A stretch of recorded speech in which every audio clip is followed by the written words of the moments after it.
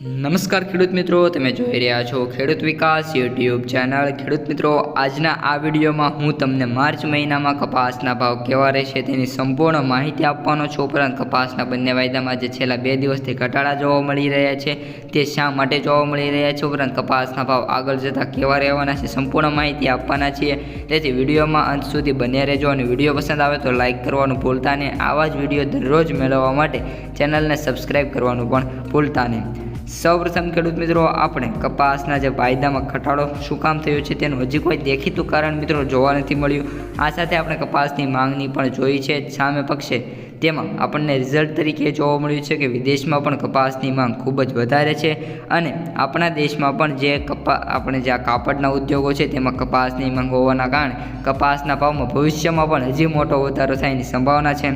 હાલ ખેડૂત મિત્રો, આપણે કપાસના MCX અને ન્યુયોર્ક કોટન વાયદા બંધ છે, પરંતુ જ્યારે બંધ થયા એ પહેલાંના ભાવ જણાવી દઉં તો 61,700 જેમાં 240 પોઈન્ટનો MCXમાં ઘટાડો છે અને ન્યુયોર્ક બજારની વાત કરીએ તો $95.57 બોલાઈ રહ્યો છે, જેમાં $4નો ઘટાડો જોવા મળ્યો છે।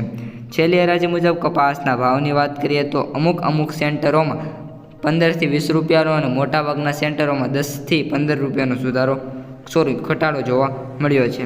કપાસના સૌથી ઊંચા ભાવની વાત કરીએ તો 1686 જેતપુરમાં બોલાયા છે, સૌથી નીચા ભાવ 1100 બોલાયા હતા અને એવરેજ ભાવ 1400 રૂપિયાથી લઈને 1650 અથવા તો 1500 અથવા તો 1550 સુધી ખેડૂતોને મળી રહ્યા છે। ક્વિન્ટલના ભાવની વાત કરીએ તો 7030 રૂપિયા એવરેજ ભાવ, સૌથી વધુ 8430 અને સૌથી ઓછા 4495 બોલાતા જોવા મળી રહ્યા છે।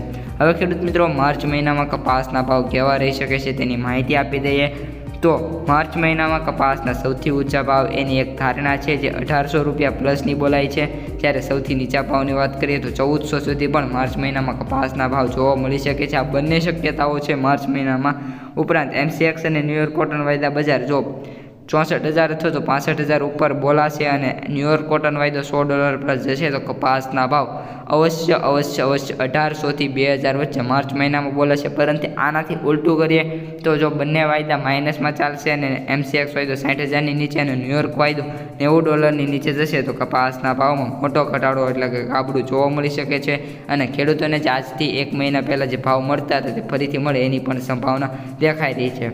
પરંતુ આમાં અપવાદની વાત કરીએ તો ચૂંટણીનો અપવાદ રહેવાનો છે અને ચૂંટણીના કારણે એટલો મોટો ઘટાડો થવાની કોઈ સંભાવના નથી, પરંતુ થઈ પણ શકે છે। આ માટે ખેડૂતોએ સતત નવા સમાચારોથી જાગૃત રહેવાનું છે। હવે મિત્રો, સંભાવનાની વાત કરીએ તો સંભાવના એ છે કે કપાસના ભાવ માર્ચ મહિનામાં વધવાની વધારે સંભાવના છે, કારણ કે ચૂંટણી જેમ હવે નજીક આવી રહી છે તેમ કપાસના ભાવમાં સુધારો થવાનો છે, તે 100%ની વાત છે। અને કારણે એક બીજું કારણ પણ છે, કંપનીઓ માટે જે ત્રીજો મહિનો છે એ આખર મહિનો કહી શકાય છે, તેના કારણે તે ખરીદી વધારે પ્રમાણમાં કરી શકે આવતા વર્ષ માટે, તેના કારણે કપાસના ભાવમાં પણ વધારો જોવા મળી શકે છે। તો આ ત્યાંની અપડેટ. અસ્તુ, જય હિન્દ।